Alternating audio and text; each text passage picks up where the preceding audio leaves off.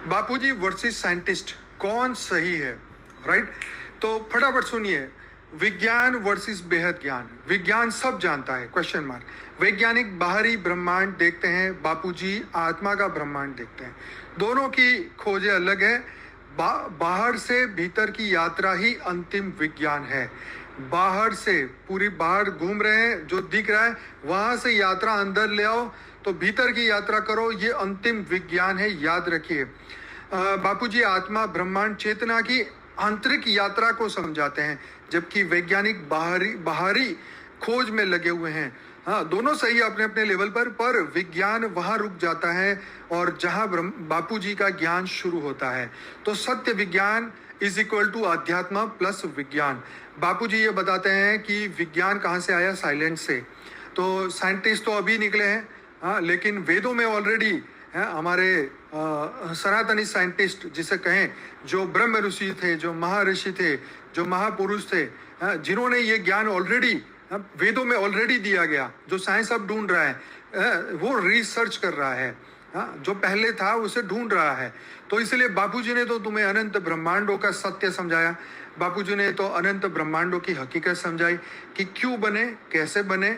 Big bang से ये ब्रह्मांड नहीं बना, बिग बैंग रॉन्ग थियरी है। साइंस आज खुद मान रहा है कि दो चीज टकराने से ये संसार शुरू नहीं हुआ है।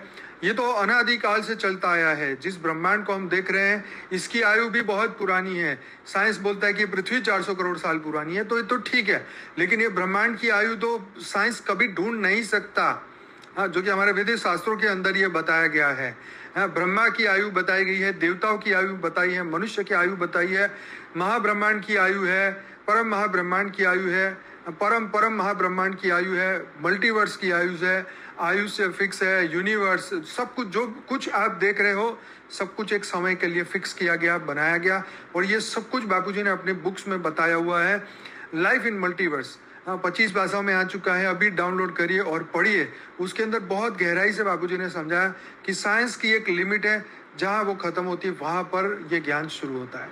मतलब जैसे 5 तत्वों का जो एक लिमिटेशन है, लेकिन बापूजी ने उसको परम आकाश, परम वायु, परम अग्नि, इससे ऊपर परम तत्व, परम महतत्व, परम लाइट, और अंत में जो आत्मा की एनर्जी है, जो बेहद का प्रकाश है, बेहद की लाइट है, उसके बारे में समझाया कि हमारी आत्मा कैसे सर्जन हुई, कैसे वो बनी, कैसे वो इस धरती पर आई। तो ये बापूजी जो है वो स्पिरिचुअल परम परम परम साइंटिस्ट है।